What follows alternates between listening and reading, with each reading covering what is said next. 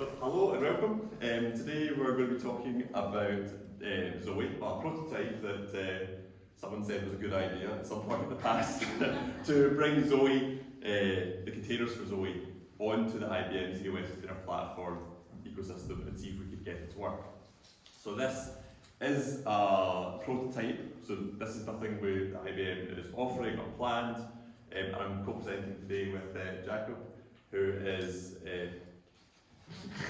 yeah, I'm the Zowe chair, so if you have any unhappiness with Zowe, please come. I will listen to it calmly and be very happy, and then at some point we may even do something about it. Yeah. So Jakub's here because I know nothing about Zowe, sorry.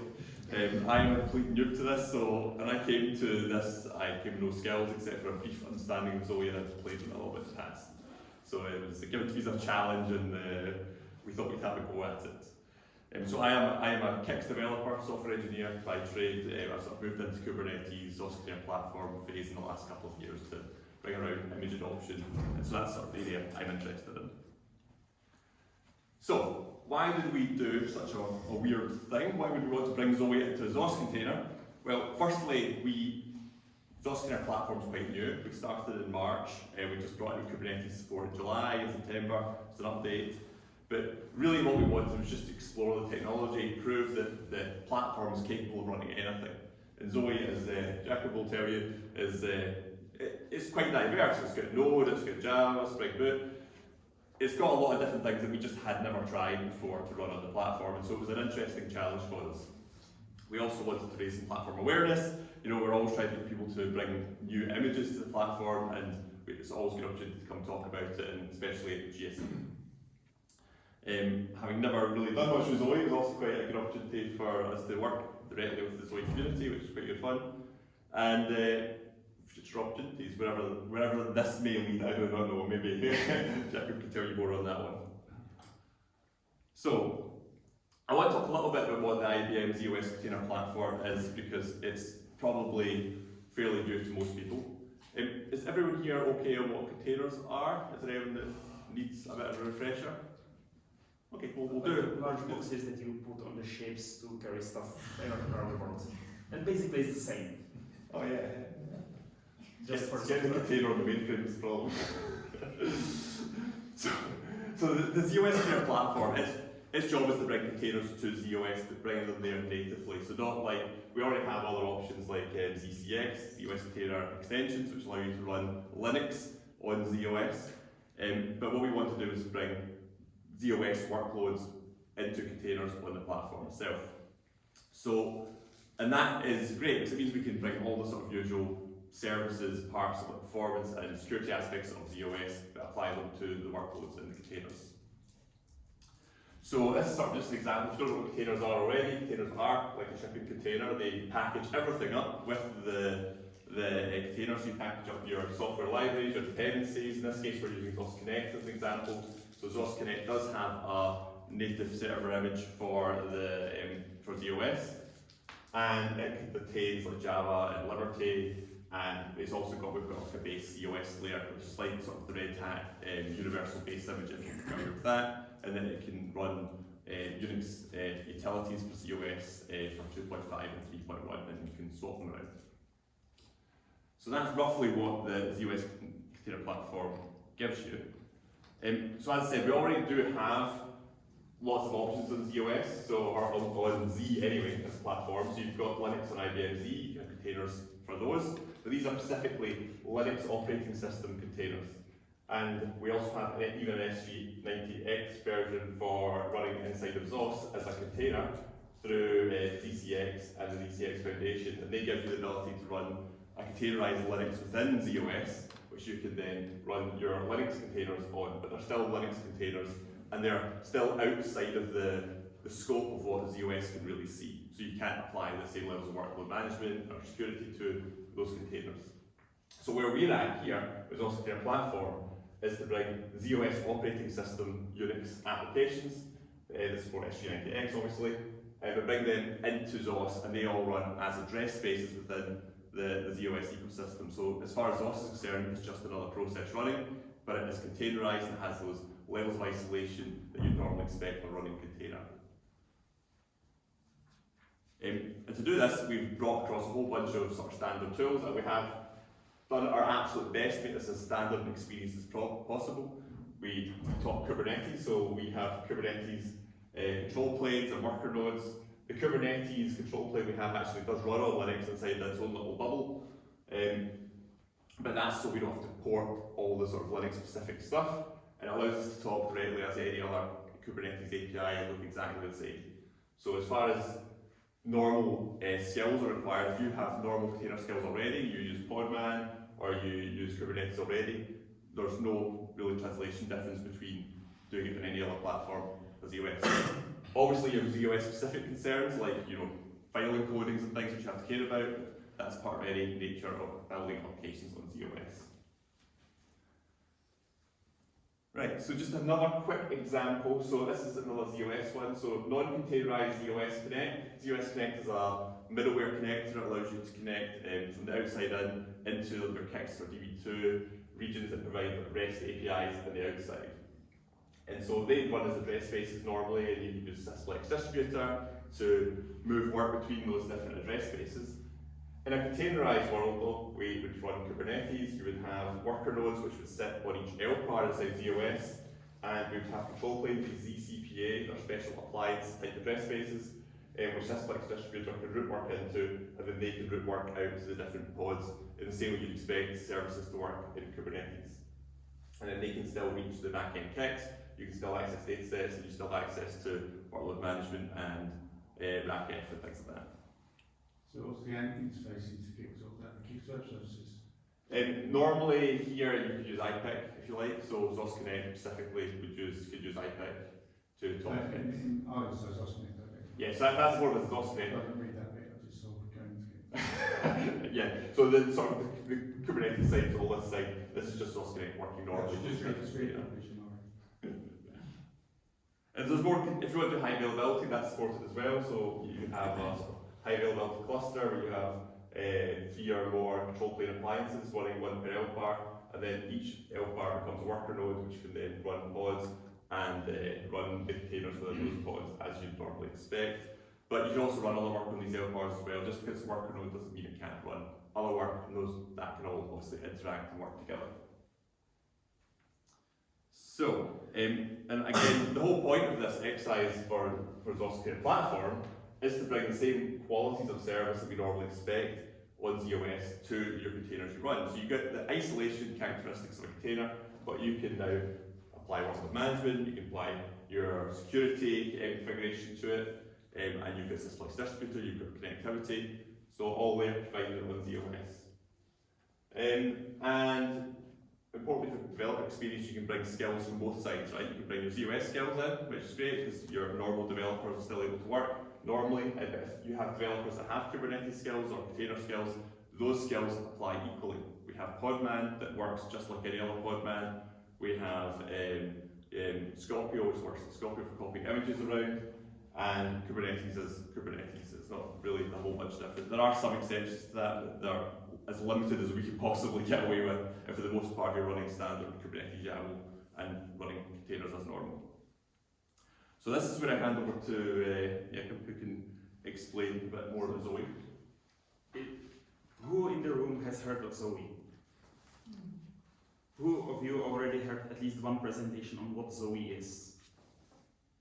Okay, so I will do it very quickly. We will be talking about Zowe Server. It's part of the Zowe that actually lives on the ZOS. Apart from this, there are many client-side tools that you can learn about in different presentation and different use cases. As for the Zowe server side, there are 2 key components or projects that you might be interested in or working with. One of them is API mediation layer, which is the combination of services running on the ZOS platform that simplifies management and some other concerns around the REST APIs. App Framework or Virtual Desktop is an application that combines some stuff that's running in the browser where you can put your application or access the application that's already there, like the Explorer for USS or datasets. And apart from that, there is some backend component that provides the necessary services on the ZOS itself. This is basically how it can looks like, different personas accessing different services through the API mediation layer. first about Zowe and containers. We had high hopes of containers already more than 3 years ago. Actually, we started 4 years ago. I hope that with the ZOS container platform, they will finally materialize and somebody will start using it. So I'm kind of kicking ourselves, but we did provide the functionality, but the adoption has been very slow so far, partially because the way it's done, and we will see it a bit more in the actual architecture, is that right now you need to have some part on the ZOS and then some part in the containers. Because there are things that are ZOS specific, we need the ZOS APIs that are there, and so we can't just say, okay, you can run whole Zowe off platform. It just won't work right now. You can't run them in containers unless you have at least one that's in the ZOS. We will be showing what we did and how it works now. So the ZOS container platform may be the actual solution to this problem. A bit about the history. First of all, we failed for the first time altogether. We decided to do the containers as, yes, here is one container with the whole Zowe. This was totally useless. We delivered it and then we even scraped it. It's not even available anymore. But we did learn our lessons. For containers, the size and the scope of the pieces that you put in the containers matters. Zowe itself is unnecessarily complex for the containers to be just one container. So we needed to approach it differently and split it into meaningful pieces that will fit into each container, which is the architecture you will be seeing later, and the architecture that's been with us in the GA state since 2022. There are a few that are working on it, there are a few that are now adopting it, but it's been like development that happened basically within this year. So, but it's moving. A bit about the Zowe architecture and what Zowe actually is on a technical level. And we will see this is part of the reasons why setting it up was a bit more painful than, it's been hell. A bit more painful than usual. There are a combination of the services that are running on the platform, there are a combination of the services that are Java applications that are running wherever, they don't really necessarily have to run on platform. Combination of random Node.js servers that are a combination of multiple servers, services, processes that are running somewhere. They don't necessarily have to run on the ZOS platform. And then many of the other functionality that's part of the ZOS itself that we access through REST API or other means. So this is kind of the combination of all the mess that we are trying to put together and make sure that it runs, works, and it's... Well, we are trying to make it easily accessible, and it's getting better. And one of the reasons why we were touching the containers and figuring out how to actually work with them was the high availability.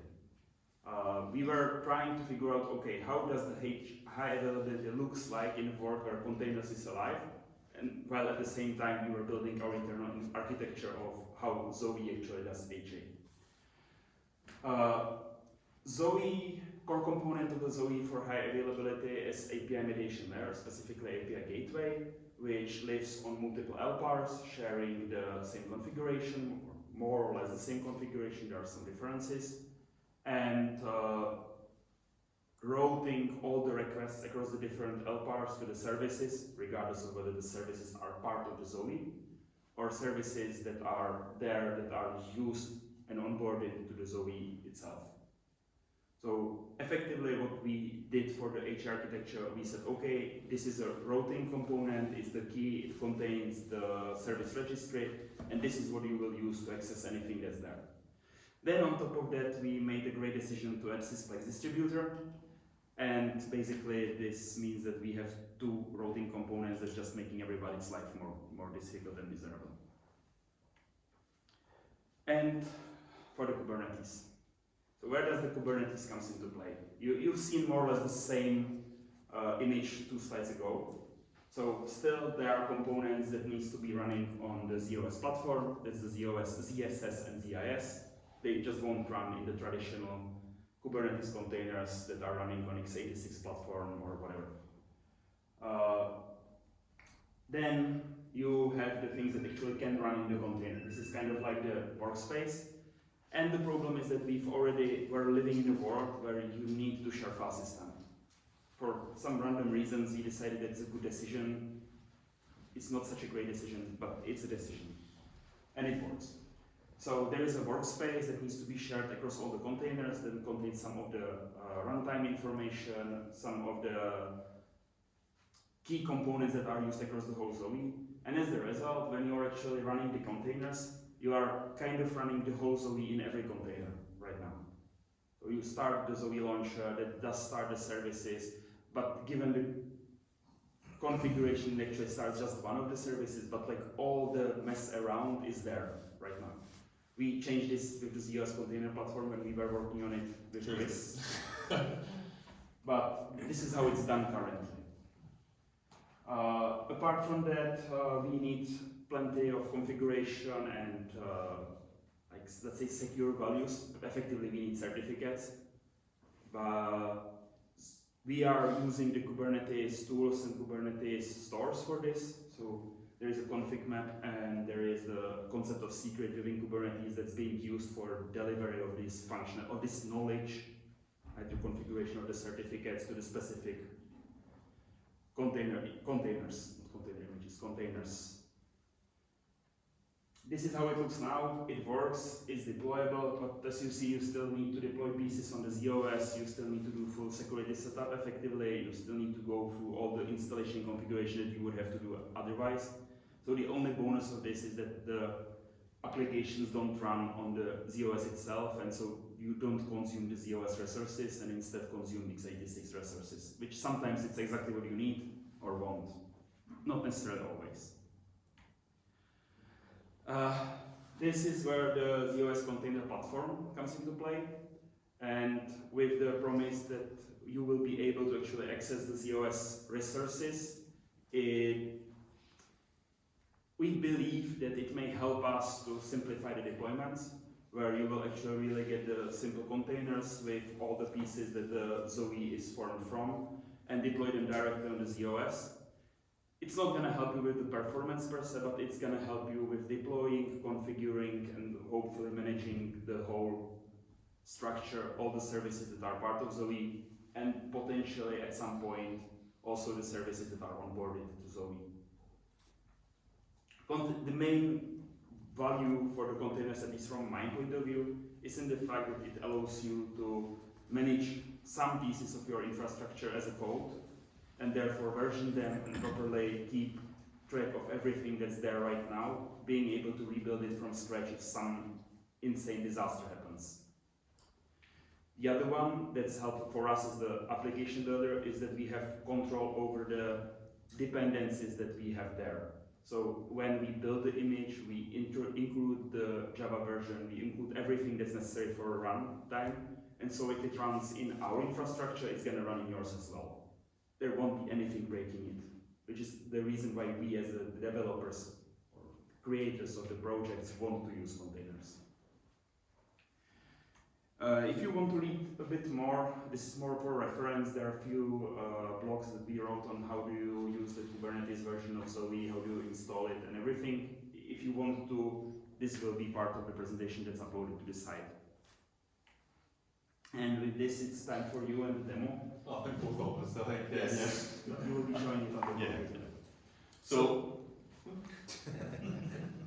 we've not rehearsed this bit.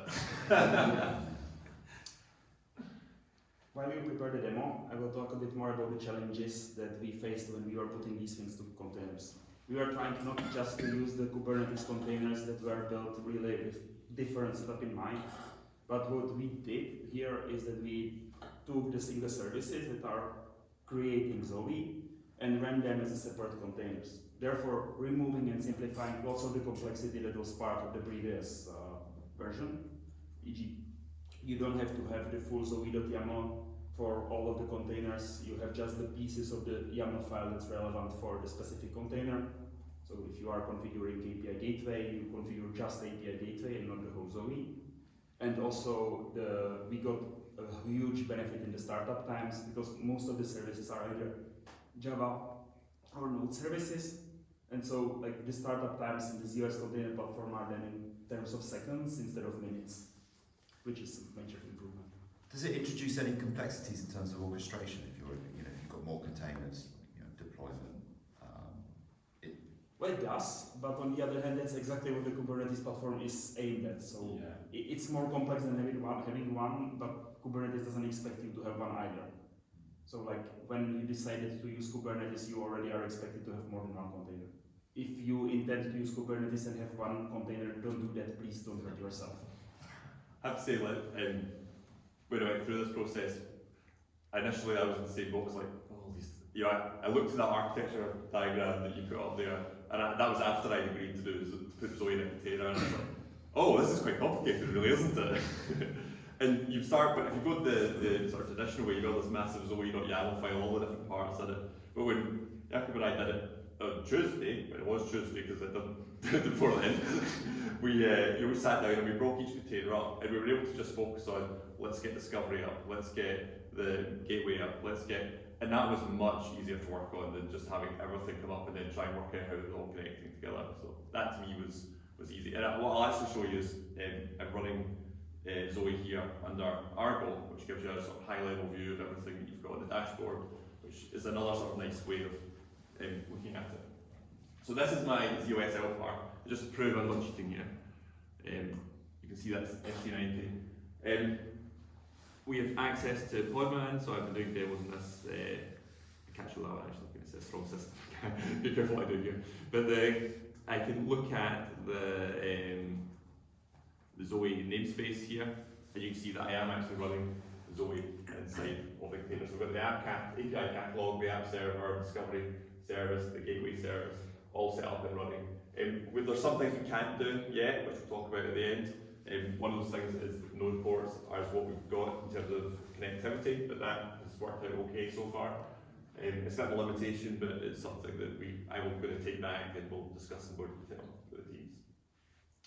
So I've combined everything in stateful sets at the moment just because it's easier. They are normally deployments apart from the discovery service, I think it was. But so the way I've done this is I've created all of these YAML files and put them into Helm charts. So if you're familiar with Helm, they're not really very Helmy because there's not any variables for them at all. But we've got things like the API. We've got things like the API catalog service, and it's very much just Kubernetes YAML. There's nothing clever about it. Even if we look at the actual service deployment, if we go in, I'll show you there are some things that are slightly different for ZOS. So, but you'll notice this is Kubernetes YAML. There's nothing that's not Kubernetes YAML in here. So maybe one question. Yeah. Who of you knows of Kubernetes and this is at least somewhat familiar to you? So maybe you want to explain a bit more about why it matters to Kubernetes.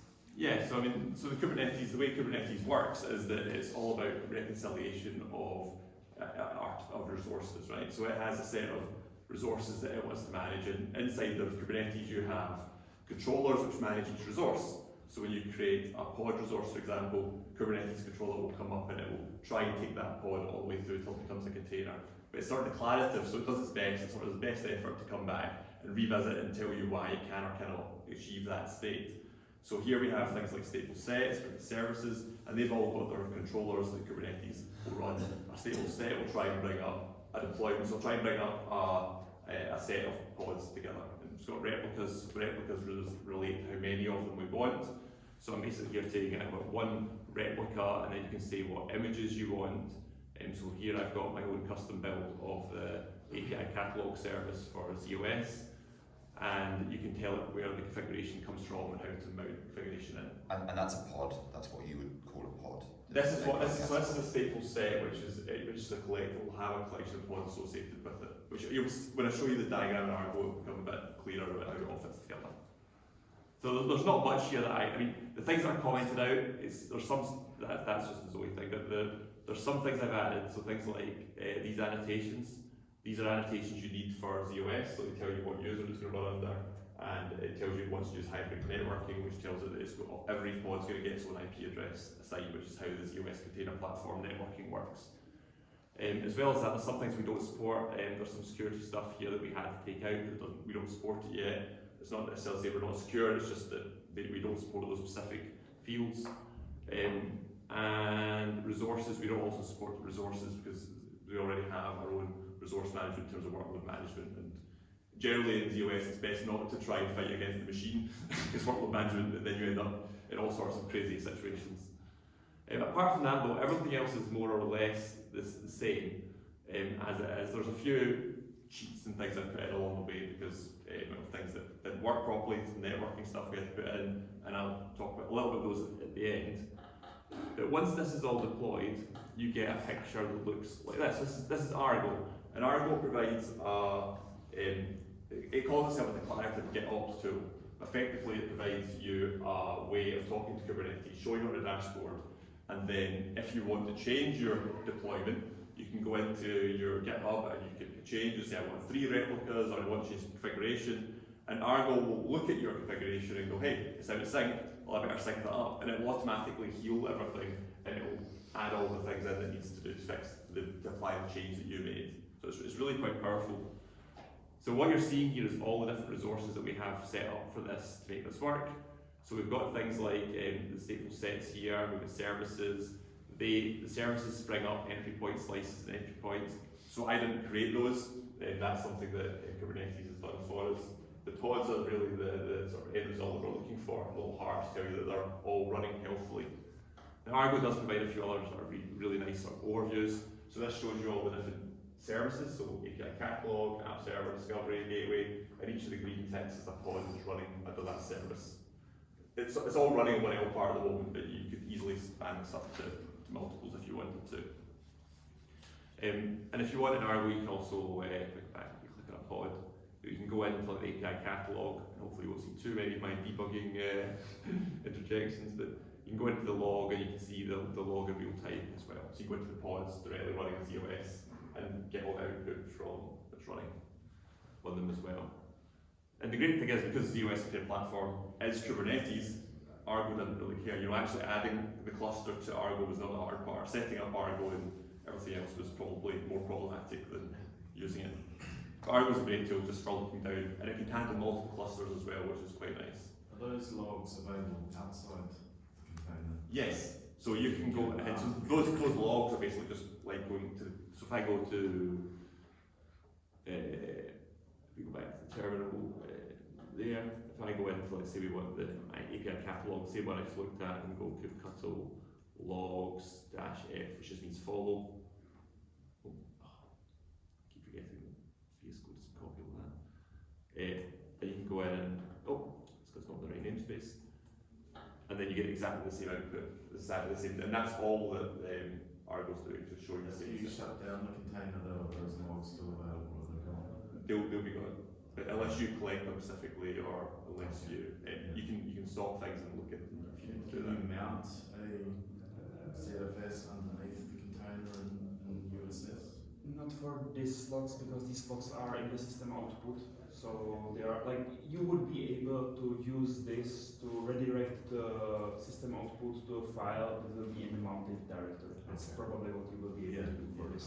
So I'd say that's one thing that Kubernetes for ZOS can't do yet, is that we don't have host system mounts. So you couldn't mount it onto the L part. You can create things like an empty dark, which is basically a bit of temporary storage that you can write to, but we don't have any host storage yet, just because there are concerns over security and things. It's something that we're looking at, and it's something that Zowe is clearly going to have a need for. So it's something we'll definitely explore, but it's not something we have today. Right, so I think that sort of shows sort of the configuration and aspects of it. We've also got, if you actually log into it, so this is Zowe up and running, which should hopefully look just like any other Zowe up and running. And This is basically the homepage for API Gateway. So like if you ever go to the default port 7554, which is the only one that's exposed to the public, this is what you will get. It's not giving you anything fancy, just yes, the key services are there, or no, they are not. And so we've got authentication service, which is just ZOSMF. In fact, ZOSMF is actually, so what I actually have is I've got ZIS, ZSS all running on a separate part that I provisioned, and ZOSMF is running on top of that part, just giving access for authentication. Discovery service up and running, which is one of the containers we've started, and then the API catalog service we click through shows that we've got access to all the usual Zowe capabilities. We've got the API gateway up, we've got the catalog, the core plugin data service, which I believe is desktop. Yeah, this Plugins. showing my experience here in Zowe and ZSS, so they're all come up as well. And you saw this, but it's because Chris was already logged in, otherwise there will be a login screen where you will need to log in, it will validate with the ZOSMF, and then you will get to this information. It's not like publicly available. Yes, I might even get logged in if I go to. So we've got the desktop up running as well. Now the desktop, you see, let it flash through because we're already logged in, but the desktop for Zowe does come up. I'm all for you, this does not work properly, so that's the one thing we haven't quite got around to yet. But all the usual screens, these will connect if I cook them up properly, which I haven't done. But the editor does have a problem, it doesn't show up properly. But I mean, it does start up and show, it's just I've not installed enough things yet for it to come up. So that's our shows the full capability of what we've got at the moment. So obviously it is just prototype. It is sort of where I was hoping to get to. I was kind of hoping the desktop would work, to be honest, because it's a bit more showy. But it's mostly a small one benefit than anyone else's. Yes, so what does work, obviously we've got Zowe version 2 containers running, I think it's 218. 218, so we've got the gateway, the catalog discovery, so there's different pieces here that we don't have, so there's, I think they're off to the other side actually, there's things like metrics, which I believe is going in V3, and there's a few other little bits and pieces like some of the little plugins I think that are missing to Explorer. But everything else mostly works. And the app server, we got these three working, so what Jakub was saying about is having this, bringing up the whole of Zowe, that's where I started, because effectively I know nothing with Zowe, so I went, well, I need the container, and I grabbed the container, and I tried to make that work, and I sat down with Jakub on Tuesday, and he went, oh, what are you doing? This is much easier to do this way. And so now it all starts in like seconds, whereas before it came up in like sometimes. So it's much better now. So that all does work. The app server is the only one we didn't move over to that system because we ran out of time. I don't know, was there a different reason as well? I think it's main reason. Second reason is I'm not expert on app server, and nobody was there in the room with us to help us with the app server setup. And there, again, I think that there is a more saner way how to do it than starting the whole Zowe, because it's basically just an OJS server. It's just that I don't have enough experience to be able to debug it in a few hours. Yeah, we did just sit down on Tuesday and fix it all, so it was And it's the same with the CIS and ZSS. Like, it's not right now running in the container platform, but it's like the obvious next step is to put it into the container platform and see whether we can run everything as the container properly. Yeah, I wanted to ask if there's any like real blockers to that happening, or it's just that we haven't got there yet. I think so. There are some limitations to the platform at the moment. So at the moment, we really just support Unix applications. So you can access data sets, but they're not isolated, they're not packaged into the application anyway. Authorized data sets, things like that as well, it's not something we really tackle at all. Data sets are really outside at the moment. It is something we're looking at, something that we're considering as part of next steps, but this will definitely inform that about what we want to do next, especially if I know later looking at CSS and GIS, it could be something we could look at together, and certainly some specific blockers that you might help us prioritise.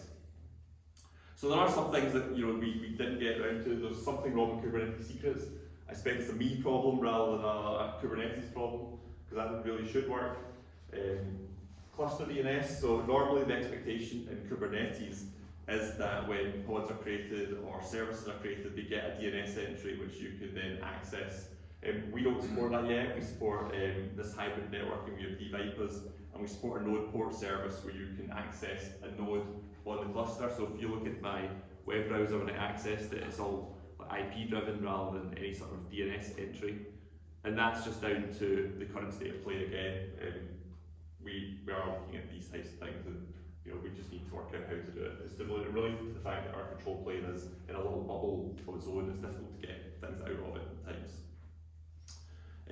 So persistent volumes is what we're talking about, and in terms of getting access to host directories and data sets, it's sort of related to that, and that we just haven't really explored that area yet. It is something again that's on our list of things to look at. Whether we get to it or whether we prioritise it will depend on what happens next. So that's really the sort of overview of what the demo is capable of. I think that's really all I have to say. Do you want to say anything further? No, we already said what we feel is the next original logical steps would be ZSS and ZIS packaged separately, clean up the app server and app framework, so that it's again not everything but just a limitation. And then figuring out who are the customers that want to use it so that we can work with them and pilot with them and make sure that it's really easy to use for their use cases. And maybe validate for Zowe v3 as well, maybe. Yeah, but it's gonna work the same. We didn't do any changes that would touch anything that we were working on between V2 and V3. So I'm quite confident there. Okay. I mean, I think so going back to when we started doing container platform right back in ages ago, earlier than last year, but there was early problems we ran into around setting up containers. ZOS is not built for containers; it's a totally different way of working for us.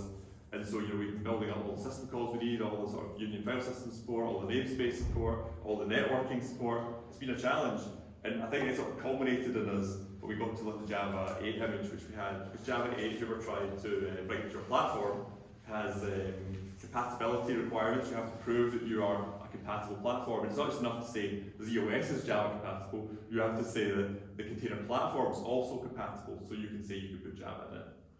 And so you get a set of tests, and you have to run those tests, and you must pass those tests. And if you don't pass those tests, then you have to work out whether you're the problem or whether it's a Java assumption.